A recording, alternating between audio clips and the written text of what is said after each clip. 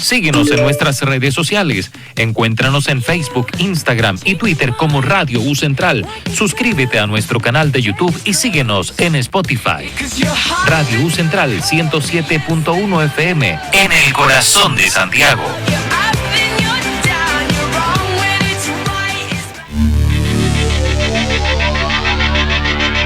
Radio U Central 107.1 FM y radio.ucentral.cl presenta Bona Civitas, un espacio de conversación y reflexión del Magíster en Derecho Público de la Universidad Central, con el objetivo de abordar temas que ayuden a comprender al Estado, sus instituciones y nuestra participación en la sociedad. Conduce el abogado y trabajador social Augusto Geiger.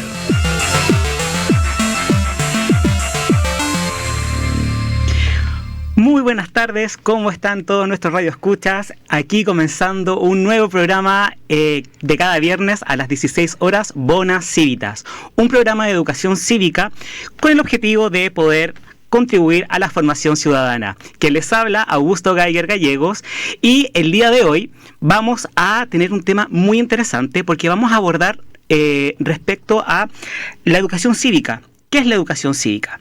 Y para poder hablar de este tema tan importante, que al final siempre resulta ser un poco muy formal, un tema que realmente siempre se conversa como a niveles académicos, hoy día vamos a tratar de entregar herramientas e información a todas las personas que nos escuchan. Y contamos hoy día con una importante invitada. Ella es Karen Mariángel. Ella es profesora de castellano, académica, lingüista y tiene un magíster además en educación. Actualmente está cursando un doctorado en la misma disciplina en la Universidad Católica. ¿Cómo estás, María Ángel? Hola, Augusto, muchas gracias. Muy bien, gracias por tenerme acá en el programa. Gracias a ti, porque realmente hoy día estamos debutando en un programa que es nuevo para la universidad, y es importante tener este tipo de conversaciones, estas instancias, aterrizando el lenguaje, hablando en fácil, y justamente hoy día vamos a hablar de la educación cívica. Sabemos que la educación cívica es una disciplina que tiene por objeto la formación de ciudadanos, entregarle conocimientos, habilidades y actitudes necesarias para poder participar de manera activa e informada en una vida democrática y en la comunidad. Por lo tanto, es sumamente importante abordar estos temas. Y qué mejor que con una profesora que, bueno, se ha desempeñado en las aulas y me imagino que ha tenido que trabajar con esta perspectiva. Sí, por supuesto. Mira, te cuento un poco sobre la ruta que ha tenido esto de la formación ciudadana o la educación cívica.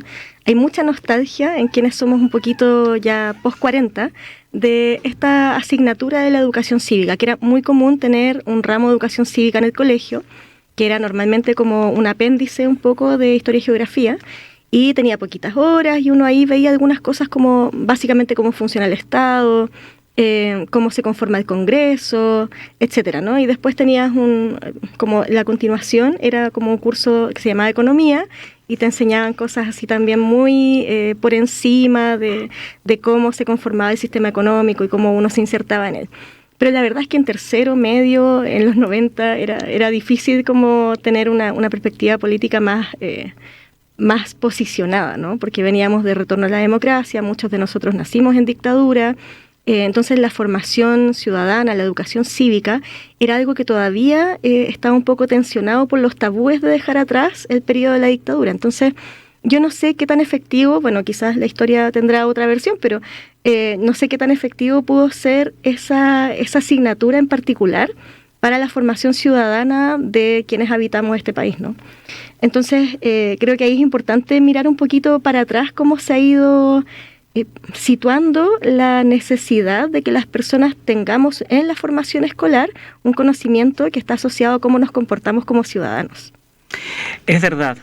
Yo recuerdo mi época de estudiante, allá por los años, en que, claro, educación cívica, fíjate que no recuerdo muy bien cuál era la materia de educación cívica que nos pasaban, fíjate, porque me acuerdo que alguna vez hablamos de los emblemas nacionales, qué era Estado, qué era gobierno, pero como de una forma muy superficial. no había esta perspectiva de derecho y esta como esta noción de empoderamiento ciudadano. Sí. Me acuerdo que después nos enseñaban a llenar cheques. Era como que cómo hacer un cheque abierto, nominal, al portador. Y yo decía, ¿y por qué me están enseñando a hacer un cheque en este ramo? O sea, no, como que no, para mí no tenía patas ni cabeza. Y la importancia de la educación cívica, fíjate que me vine a dar cuenta cuando estaba estudiando trabajo social en la Universidad de Magallanes y tenía un ramo de evolución histórica y social de Chile. Y ahí empecé ya a tener esta noción porque el profesor de aquella época entregaba esos conocimientos con perspectiva cívica, de formación ciudadana, con un análisis crítico. Actualmente desconozco cómo se desarrolla o se imparte esa clase, porque tengo entendido que tenemos una ley que contempla la formación ciudadana dentro del el currículum educacional, si no me equivoco. Sí, efectivamente hay una ley de 2016 que tiene que ver con un plan de formación ciudadana y en general yo te podría decir que igual hay un recorrido, ¿no? Previo a la dictadura, segunda mitad del siglo XX, digamos, había un posicionamiento de las escuelas al interior de la sociedad, donde las escuelas servían como eje articulador de la vida social. Entonces, en la escuela encontraban espacio quizás las juntas de vecinos, los centros de madres, los clubes deportivos, encontraban un espacio donde reunirse y donde hacer esta política territorial, comunitaria, esta micropolítica. Y también había mucha inspiración en las ideas de John Dewey respecto a que la escuela es como una microsociedad. Entonces, con esa microsociedad, con esa convivencia social como simulada un poco, pero que no es tan simulada realmente, vas a encontrar que la gente empieza a asumir roles y a obtener responsabilidades. Y también, cuando hay responsabilidades, hay un seguimiento del cumplimiento de esas responsabilidades. Entonces, la escuela de alguna manera preparaba a los ciudadanos. Bueno, eso sufrió un fin abrupto en 1973 y luego la formación ciudadana quedó como relegada a un último plano, ¿no? Y bueno, desde ahí que tuvimos en el currículum de los 80-90, hubo esta inserción de la asignatura de educación cívica, que efectivamente, como rememorábamos, es una asignatura que estaba un poco como apéndice, como con una relevancia quizás que no era tal. Y luego hubo una reforma curricular que situó la formación ciudadana o la educación cívica como un elemento transversal a todas las asignaturas. Y eso uno lo ve como desde una perspectiva educativa, uno dice, bueno, en realidad es importante, porque efectivamente es importante entender la sociedad, entender la ciudadanía para el lenguaje, para la comunicación social, para las matemáticas, que hay un tema importante ahí también, para las ciencias, en cuanto a la responsabilidad medioambiental, etcétera, etcétera, como tener nociones de cómo impacta tu voto o tu participación política en esos distintos espacios de injerencia, ¿verdad? Pero el problema con la transversalidad es que cuando es de todos, parece no ser de nadie. Entonces, las cosas quedan quizás mencionadas por ahí en un objetivo, en un libro escolar, en un texto, o quedan como mencionadas en una planificación de los colegas, pero no siempre eso trasunta en una enseñanza intencional, sistemática y deliberada de lo que es la formación ciudadana o la educación cívica. Entonces, de alguna manera queda un poco en un territorio de nadie y va a depender mucho de cómo un profesor entiende o cómo asume esa formación sin que necesariamente haya tenido una formación destinada a esos temas en particular. Mira, qué interesante lo que dices, porque en el fondo, si nos damos cuenta, la educación cívica tiene que ver justamente con la formación ciudadana, con entendernos como sujetos de derecho, pero también que tenemos obligaciones cívicas y que por lo tanto en ese ámbito la gracia de la educación cívica es generar un espacio de reflexión, de pensarnos como sujetos, pero como sujetos que viven en comunidad. Y yo creo que ahí apunta justamente uno de los grandes desafíos de la educación cívica, cómo nos pensamos, cómo hacemos que la gente o los muchachos en el colegio y la gente que nos está escuchando se piense como un sujeto de derecho, como una persona que vive en la sociedad y cuál es el rol que tiene en esta sociedad. Se supone que yo me acuerdo que siempre se hablaba de que uno de los objetivos de la educación cívica era primero empoderar a los jóvenes, a los estudiantes, para que comprendan cuál era su rol en una sociedad democrática y se involucraran activamente en la sociedad. Y ahí es cuando uno empieza como analizar, por ejemplo, las escuelas que daban esta formación, como por ejemplo en los años 60, 70, como bien decías tú, que en los años 70 hubo un quiebre en el ámbito de esta formación, en donde la educación cívica fue reestructurada durante la dictadura como para alinearse con una ideología del régimen militar.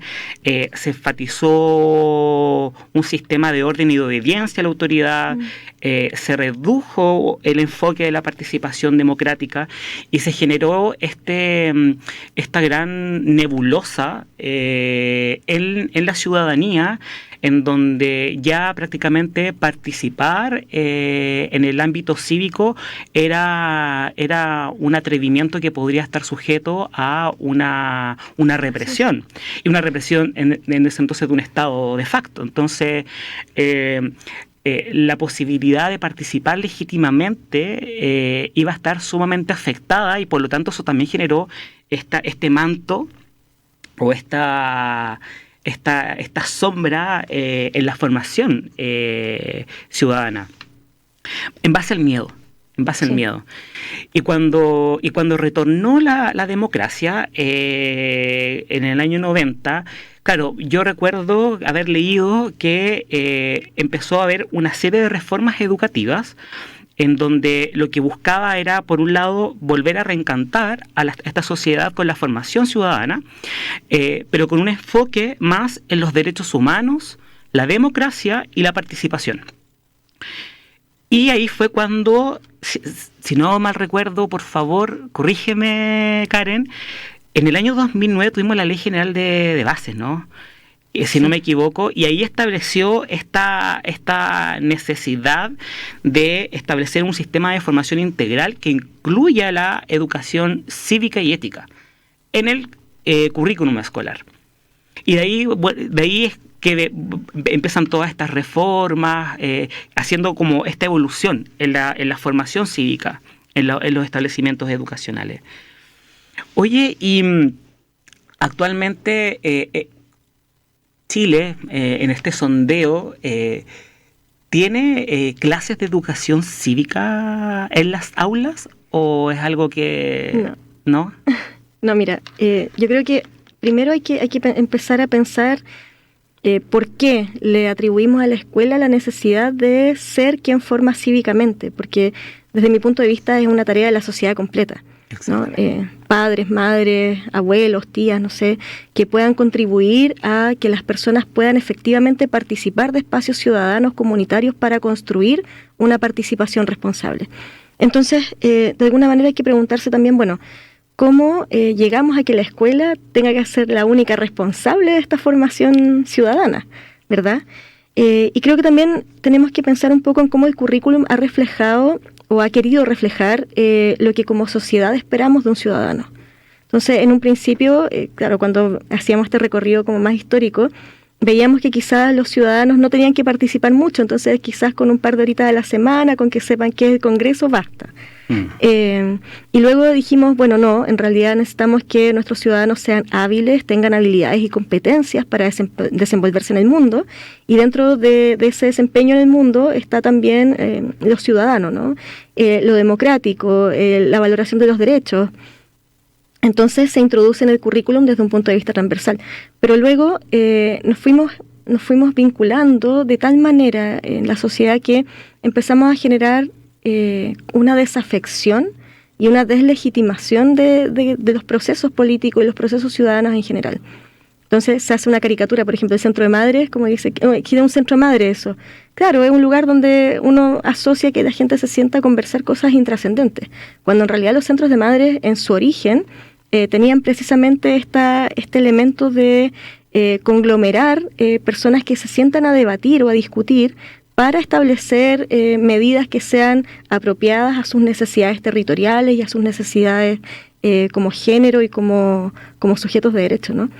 Entonces, y eso es lo que fuimos perdiendo con la dictadura, fuimos perdiendo la capacidad de entender el tejido social como algo que nos pertenece y de lo cual podemos participar.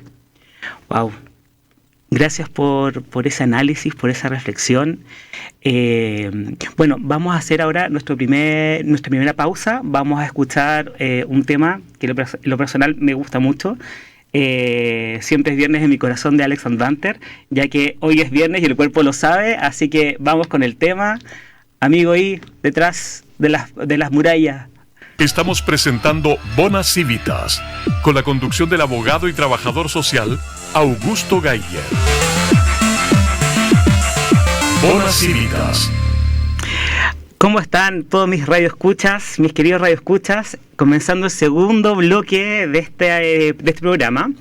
Estábamos hablando respecto de la educación cívica y su evolución a lo largo del tiempo en Chile. Pero para poder también reflexionar sobre este tema, es necesario entender cuáles son los ejes y los objetivos que persigue la educación cívica en nuestro proceso de formación ciudadana.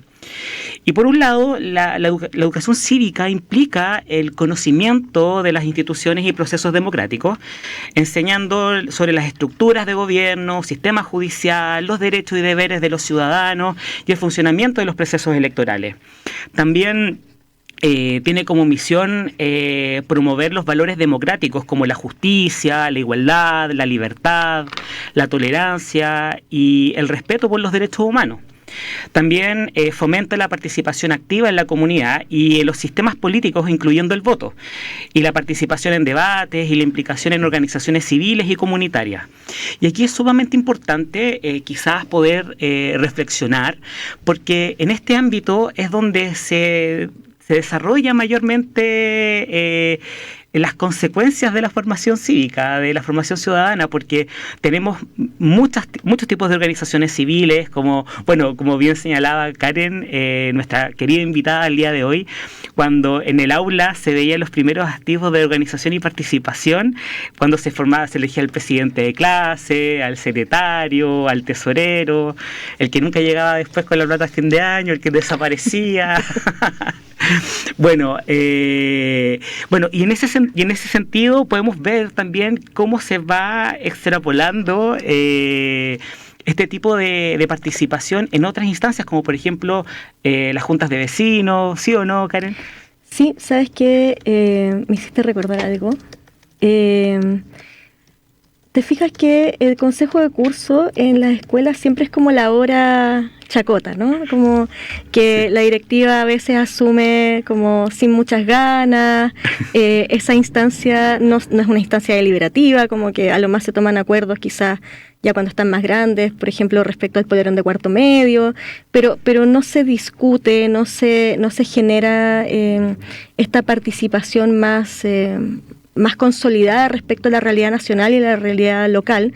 Tampoco tienen articulación con movimientos sociales y civiles externos a la escuela, salvo casos muy importantes que quizás los podemos ver en un ratito más, pero te quería comentar sobre un libro que leí hace un tiempo, que se llama Los chicos toman la palabra, y es de un argentino, que es Horacio Cárdenas, y él es profesor en una escuela muy vulnerada, donde decidió convertir el espacio de consejo de curso en asambleas estudiantiles.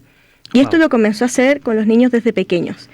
Y los niños ponían los temas, niños de 10 años, de 9 años, que ponían sus temas y deliberaban en torno a esos temas, y de a poco se fue transformando el espacio escolar en un espacio deliberativo, participativo, y que también tiene sentido para los estudiantes, porque es un espacio donde tomas decisiones, donde deliberas con otros, donde debates, donde discutes, donde de pronto, no sé, viste algo fuera de la escuela y lo traes a la escuela para someterlo a la asamblea estudiantil. Entonces creo que nos falta como mirar un poco desde esa perspectiva la participación propiamente tal. Porque hoy tenemos una ciudadanía muy desafectada, muy desvinculada de los procesos comunitarios. Y no me gusta cuando atribuimos todo eso a la educación cívica propiamente tal, porque le achacamos a la escuela una responsabilidad que es de la sociedad completa. Y bueno, yo de verdad soy una convencida de que la democracia se construye deliberando.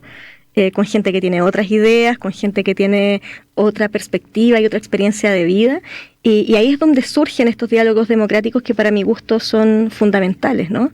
Porque también te construyen como ciudadano, y en esos diálogos vas aprendiendo, por ejemplo, qué es lo que hace un diputado, qué es lo que hace un senador, qué es lo que hace un concejal. ¿Por qué si un candidato a concejal te promete el cielo, uno debiese como un poco desconfiar porque el ámbito de acción de un concejal es distinto a algo nacional? O de pronto cuando un candidato a presidente te promete algo que tiene que ver con leyes y quizás no siempre eso se va a cumplir dependiendo de dónde estén los poderes distribuidos en el Congreso. Entonces, este tipo de conocimiento te permite descifrar un poco la clave con la cual vas a convivir en sociedad. Por eso es importante finalmente. Y nada, como que creo que también la escuela debiese también proveer de estos espacios de deliberación y de participación, y creo que hay un ejemplo súper importante con lo que pasó en 2019, cuando fueron nuestras estudiantes, las escolares, que decidieron saltar ese torniquete por primera vez y desencadenaron un proceso impensado en ese minuto, ¿no? Y ahí tú te das cuenta de cómo la vinculación entre un posicionamiento participativo, ciudadano, deliberativo, cuando permea, genera como un efecto dominó, donde la gente empieza a discutir, y claro, y partió con el torniquete, pero tuvimos cabildos, tuvimos gente dialogando en sus espacios de trabajo, dialogando en sus espacios comunitarios, vecinales, las juntas de vecinos se revitalizaron, y al menos por un tiempo tuvimos esta esperanza de una democracia más participativa y deliberativa. Ahora, cómo eso llega también al currículum, yo creo que también es importante mirarlo, porque ahora estamos a puertas de un ajuste curricular, de una actualización curricular, donde la formación ciudadana vuelve a tener un espacio quizás más preciso y más diferenciado. A mí un tema que me llama mucho la atención de esta propuesta curricular tiene que ver con la ciudadanía digital. No sé si quieres que entremos ahí o si seguimos. No, es que todo esto es parte de la educación cívica. ¿Sabes qué? Es que, Karen, una de las cosas más enriquecedoras de esto es poder ver cuáles son las aristas y desde qué perspectiva uno puede abordar este tema. Antes de que continuemos con esto, yo quiero salvar algo que dijiste hace un rato, que tiene que ver con atribuirle esto a este proceso de formación a los establecimientos educacionales. Efectivamente, no es del todo justo que ello sea así. Creo que esto también viene con, como dices tú, con la formación desde la casa. Pero ¿sabes qué? Desde una perspectiva un poco más crítica, considerando la realidad de todos los chilenos y chilenas que tenemos ahora, en donde están haciendo lo humana e inhumanamente posible para subsistir, en donde tienen que trabajar más de 45 horas semanales para poder tener más que un ingreso para poder vivir modestamente, en donde están aburridos, por ejemplo, de la clase política que se expone en estos medios de comunicación, en estos medios de tecnología, en donde realmente se evidencia esta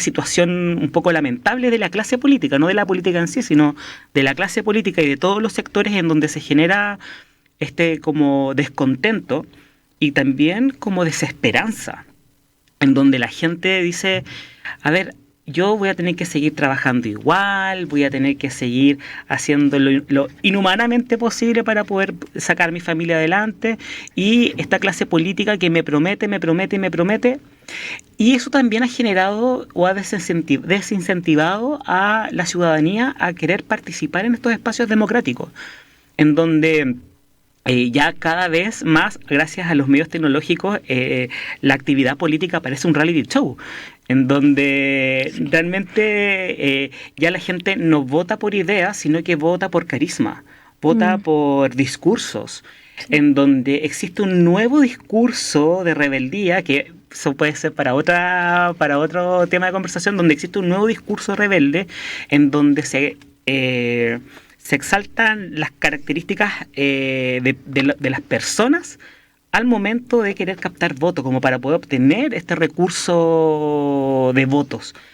Entonces, como volviendo a la idea, cuando tenemos este escenario, se genera como esta indiferencia a la participación y por lo tanto esta baja concurrencia de las personas a participar, ya sea en sus juntas de vecinos, en el colegio.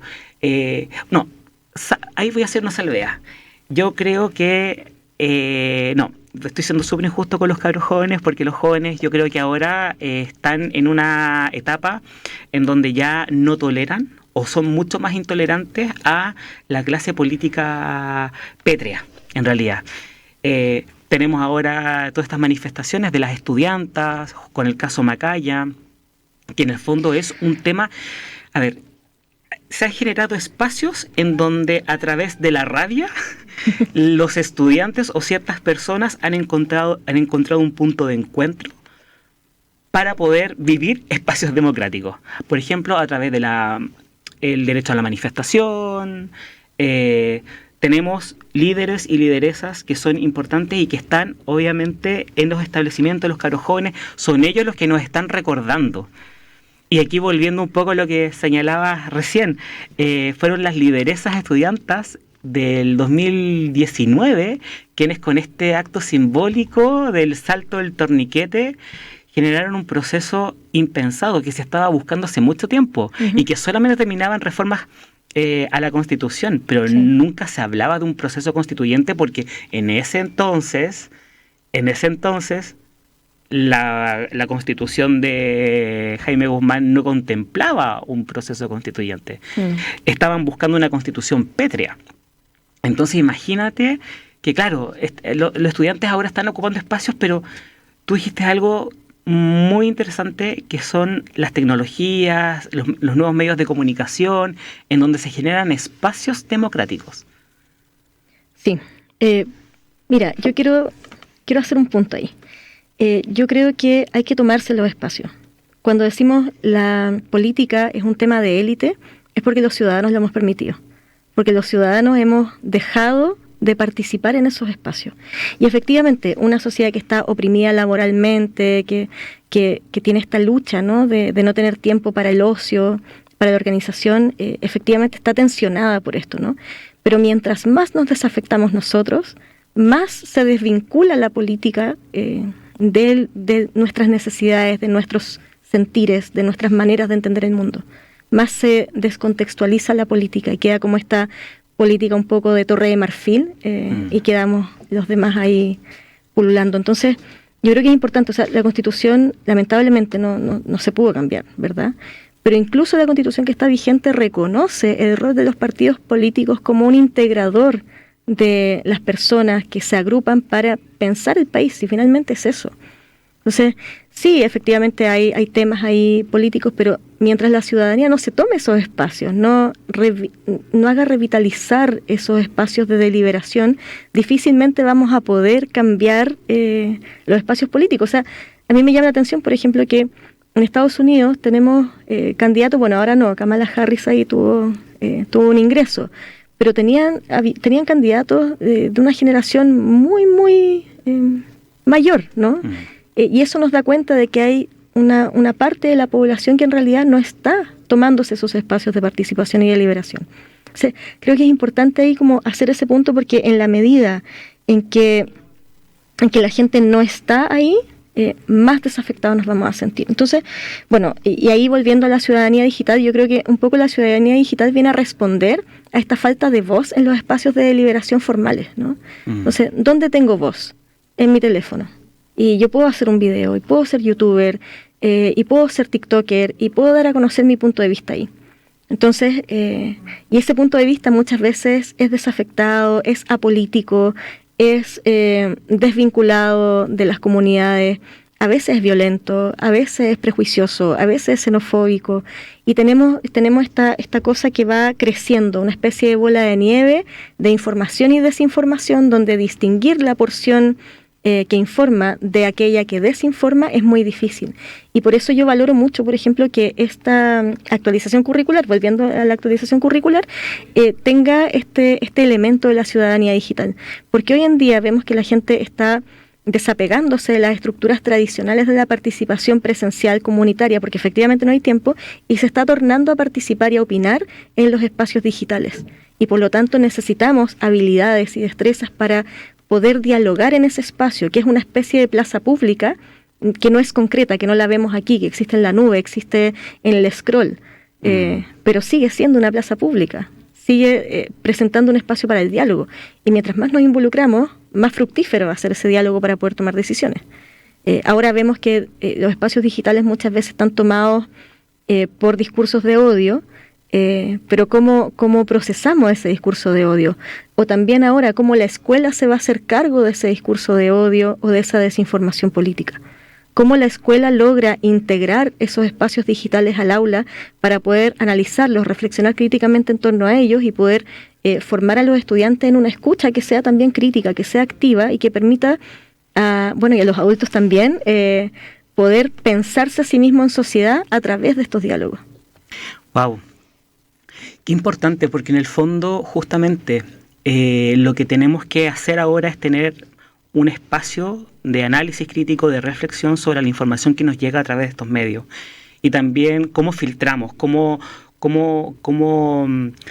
llegamos al fondo, a la verdad de una determinada información que nos permita, por ejemplo, tomar una decisión informada al momento de concurrir con nuestro voto, ¿no? Wow, yo creo que ahí hay un gran desafío porque eso es algo que también nos responsabiliza a nosotros como ciudadanos y como personas particulares que ya estamos inmersos en este mundo digital, de saber discernir, ¿no?, cuando una información pueda ser legítima o no, e ir más allá y buscar la fuente de la información, justamente para evitar la desinformación que muchas veces genera esta cólera colectiva o esta rabia colectiva que afecta los procesos democráticos, y en vez de generar un espacio de comunicación o de diálogo para pensar qué es lo que queremos como país, lo que queremos lograr, se genera una separación, una polarización que aumenta la brecha entre dos grupos de personas, que al final termina siendo dos bandos, los que están a favor y los que están en contra. Y los moderados, por lo general, nunca son moderados. Entonces, es un tema para reflexionar. Pero vamos a ir ahora con el siguiente tema musical, que es una cantante chilena que, personalmente me encanta. Ella es Rubio. La canción se llama Hacia el fondo, así que vamos a escuchar y después continuamos más con Bonas Cívitas.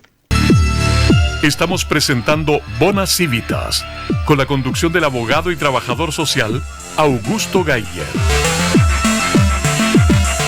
Bonas Cívitas. ¿Cómo están, amigos Radio Escuchas? Ya estamos aquí en el último bloque de nuestro programa Bonas Cívitas con nuestra invitada espectacular, Karen María Ángel, con quien hemos tenido una instancia de conversación muy, muy interesante, hablando de un tema muy importante y que va a ser el marco de este programa a lo largo de los próximos viernes. Ahora queremos contarles en realidad que la malla curricular, el currículo educacional está sufriendo o va a sufrir quizás unos cambios, unas modificaciones, va a haber una actualización, que es una propuesta, y que Karen nos va a comentar un poco de qué se trata esta modificación o esta actualización curricular, en donde justamente se centra en aspectos de educación cívica. Gracias. Mira, por ahora es una propuesta, ¿no? Esta propuesta está siendo analizada por distintos actores de la sociedad, entre ellos profesores, apoderados, estudiantes, en fin, especialistas, académicos. Y la propuesta pública tiene algunos elementos que para mi gusto son interesantes en este sentido. Y ya habíamos hablado un poco de la ciudadanía digital, pero claro, habría que explicar quizás un poco para que se comprenda mejor. La estructura del currículum tiene asignaturas específicas, ¿no? Lenguaje, matemáticas, ciencia, etcétera, etcétera. Y además tiene como una idea de la sociedad que queremos construir. Y eso es transversal a todas las asignaturas. Vale decir que esos elementos están incluidos, están incorporados en el quehacer de cada uno de esos espacios educativos. Entonces, por ejemplo, no sé, en lenguaje tú ves, por ejemplo, la recepción crítica de ciertos mensajes que se distribuyen digitalmente. Estoy inventando, no he visto ese detalle, ¿no? Pero está ahí permeando, esta cosa transversal está permeando cada una de las asignaturas, al menos teóricamente. Pero como te decía antes, como a veces la transversalidad tiene esta otra cara que implica que como es de todos no es de nadie, entonces no se evalúa, no hay una intención ahí pedagógica más ferviente respecto a la formación. Pero vamos a rescatar las cosas que a mí me parecen como interesantes. Mira, y hay uno de los ámbitos que son transversales y que debiesen resultar en aprendizajes en cada asignatura, y ojalá en todas las asignaturas, tienen que ver precisamente con la vida en comunidad y la diversidad, que es interesante porque aborda esta intención de que los estudiantes, los escolares, puedan participar, y acá lo voy a leer textual, dice: la construcción y resguardo de espacios de convivencia en distintas escalas. Qué bonito suena, ¿no? Como convivencia, resguardo de espacios de convivencia en distintas escalas. Y claro, por lo tanto pueden ser perfectamente una escala local como la familia, por ejemplo, pero puede ser una escala un poco más, no sé, más amplia. Los vecinos, mis vecinos o mi escuela, mi ciclo educativo, o mi centro de estudiantes, o los centros de estudiantes que están en mi barrio, o los centros de estudiantes de mi comuna, y así, ¿no? Podemos ir creciendo y construyendo en ese sentido. Y me parece interesante que ese aspecto pudiera trasuntar en actividades concretas donde los estudiantes puedan experimentar lo que significa participar en sociedad activamente. Y ahí yo creo que radica un poco el sentido o el núcleo de lo que debiese ser una formación ciudadana y una educación cívica, si tú quieres, como participar en la vida civil. Y para eso la escuela debe proveer de esos espacios, porque el currículum ya nos provee de la intención. Ahora, sabemos que las escuelas son espacios fuertemente tensionados, ¿verdad? Los colegas, digo, un saludo a mis colegas profesores, yo hace rato que no estoy en el aula, pero mi espíritu y mi identidad están fuertemente ancladas al trabajo en la escuela.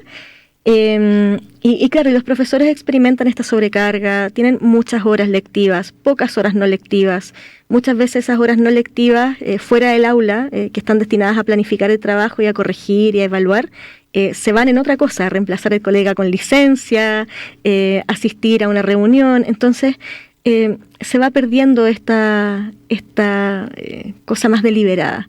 Ahora, a mí me llama la atención, por ejemplo, que en todos los años que llevamos de democracia aún no se haya hecho una reforma estructural que permita que los cursos no tengan más de 20 alumnos, por ejemplo. Todavía tenemos escuelas que tienen 40 estudiantes en el aula y con los cuales se hace mucho más difícil tener condiciones propicias para establecer este tipo de iniciativas, ¿verdad? Entonces, yo creo que este tipo de miradas curriculares tienen que ir engarzadas con espacios educativos que sean armónicos y que permitan el desarrollo de estas habilidades y de estos ámbitos de la formación transversal, ¿verdad? Entonces, contar, por ejemplo, con un ágora donde se pueda deliberar, contar con una vinculación estrecha entre centros de alumnos y centros de padres, contar con información que sea clara, que sea sintética, que sea verídica para todos los participantes de las comunidades. Y eso requiere tiempo y requiere recursos. Wow, sí. Ese es un gran desafío. ¿Y sabes por qué? Porque yo me acuerdo que cuando estaba en el colegio, en la básica, existía, dentro de lo que era orientación y consejo de curso, de repente teníamos actividades que estaban estrechamente relacionadas con la vinculación con el medio, ¿no? Uh-huh. Entonces, gran parte de la labor centrada como en la educación, entre comillas, formación ciudadana, era, por ejemplo, hacer actos sociales de ayuda, como por ejemplo ir a un hogar de niños, a jugar con otros chicos, conocer otras realidades, o ir a un hogar de ancianos y pasar una tarde con los abuelitos y preparar una once y generar como esta vinculación con otras realidades que por lo general quizás no se enmarcaban dentro de nuestra realidad como estudiantes de un colegio particular, por ejemplo, y conocer otras realidades. Yo desconozco cómo serán ahora este tipo de actividades en donde vinculan a los estudiantes con el medio, pero por ejemplo, el tener esta instancia como la radio, la Universidad Central, en donde obedece justamente a vincular la actividad de la universidad radial, pero con una perspectiva académica, para que la gente que nos esté escuchando en su casa pueda adquirir conocimientos, tener herramientas y poder participar en la vida cívica, en un espacio democrático de manera adecuada, informada, pero también con sensibilidad, porque en el fondo la educación cívica implica el desarrollo de sensibilidad.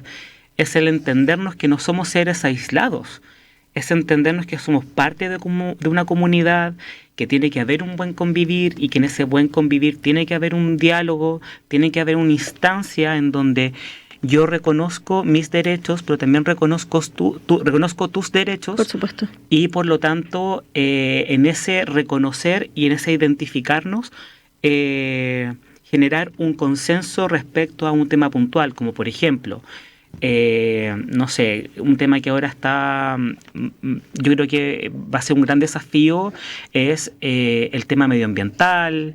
Tenemos tenemos evidencia científica que el planeta se está deteriorando, va a quedar con insuficiencia alimentaria, y eso también tiene que ver con educación cívica. Es decir, nosotros como ciudadanos, ¿cuál va a ser la postura que vamos a adoptar para evitar, por ejemplo, focos de contaminación, buscar estrategias que nos permitan reciclar? Por ejemplo, que exista un incentivo al autocultivo, por ejemplo, de algunos productos, y para eso también hay un tema de reformas, ¿no? Por ejemplo, no podemos seguir teniendo familias viviendo en casas de 40 metros cuadrados, un departamento o viviendas sociales de 40 metros cuadrados, cuando en realidad, por ejemplo, tenga la posibilidad de, no sé, hacer un huertito. No sé, estoy especulando. Pero la gracia es que la gente, si vamos a empezar a hablar de reciclaje, de preservación, de conservación de la naturaleza, también implica que esa visión se extrapole a otras, por ejemplo, políticas públicas, y todo eso va a requerir diálogo, consensos, pero justamente para tener ese diálogo y llegar a esos consensos necesitamos que exista formación ciudadana con una mirada crítica, pero también constructiva. Por supuesto. Yo creo que uno de los elementos que tenemos que tener en consideración es que un país es tan inclusivo como el más excluido de sus miembros. Un país es tan rico como el más pobre de sus miembros. O sea, no es otra realidad la que yo voy a ver para entender al otro. Es mi realidad país, aunque yo no la experimente. Creo que eso es importante, porque cuando veo al otro como lejano, como tan distinto, es muy difícil empatizar con ese otro. Es muy difícil posicionarse y decir, bueno, en realidad ese otro requiere esto y esto otro. Puedo reconocer sus necesidades. Y claro, y no pasa como por esta cosa asistencialista, sino más bien con reconocer a un igual, con otras circunstancias, pero un igual. Entonces, desde ese punto de vista, a mí me gusta mucho una visión más, y esto no lo estoy diciendo ni como académica ni como profesora, estoy diciendo como ser humano, ¿no? A mí me gusta una visión de sociedad que es colectivista. Me gusta esa idea, me gusta entender que mi país, nuestro país, debe ser un país para todas, todos y todes. O sea, no puede ser un país que excluya, y tampoco puede ser un país donde, por ejemplo, el reciclaje sea una cosa de élite o que sea una cosa urbana, ¿no? La política pública debiese orientarse a estos elementos más bien interseccionales, si tú quieres, como que podamos cruzar estas variables de quiénes son las personas que tienen espacios para el reciclaje, para el autocultivo, para una comunidad sustentable. No todas las personas van a tener un pedazo de tierra donde cultivar, pero también hay que pensarlo como en términos de una sociedad que permita el desarrollo equitativo de todos sus integrantes. Y ahí es donde la política pública tiene un rol fundamental, pero sobre todo en cómo se construye esa política pública. ¿sí? Porque la construcción debe tener una cierta relación con el territorio, con la identidad y con las circunstancias individuales y colectivas de las personas. No puede estar desvinculada de eso, no puede ser una política para el experto. Y por eso la formación ciudadana de alguna manera es urgente y es necesaria y es algo que tenemos que asumir no solo como escuela, no solo como, no sé, desde el Mineduc o desde donde sea, desde el gobierno, sino que es algo que tenemos que asumir como sujetos que convivimos en sociedad de manera colectiva, entendiendo que mi bienestar también es tu bienestar. En el fondo, que mientras tú estás bien, yo estoy bien. Wow, esto es un tema que nos puede dar para largo. Muchísimo. Y el tiempo pasó volando. Ya debemos que cerrar el programa, pero nos vamos a despedir de todos nuestros radioescuchas con unas palabras de cariño a todos quienes estuvieron conectados en sintonías con nosotros en este debut radial del programa Buenas Cívitas. Para finalizar, les quiero dejar escuchando un tema que a mí en lo personal también me fascina, porque ella es peruana viviendo en Chile, bueno, es chileno-peruana. Se llama Shirel y la canción que vamos a escuchar se llama Romper Platos, y así vamos a terminar este programa rompiendo platos, yo creo. Así que un abrazo, un beso gigante. Karen, muchas gracias por tu participación el día de hoy. Gracias. Espero que podamos volver a compartir en una instancia como esta, hablando de temas tan interesantes. Y bueno, damos por finalizado el programa y los dejo escuchando a Shirel. Hasta luego, que estén muy bien. Me dan ganas de romper platos y quebrar copas, ponerme taco y volver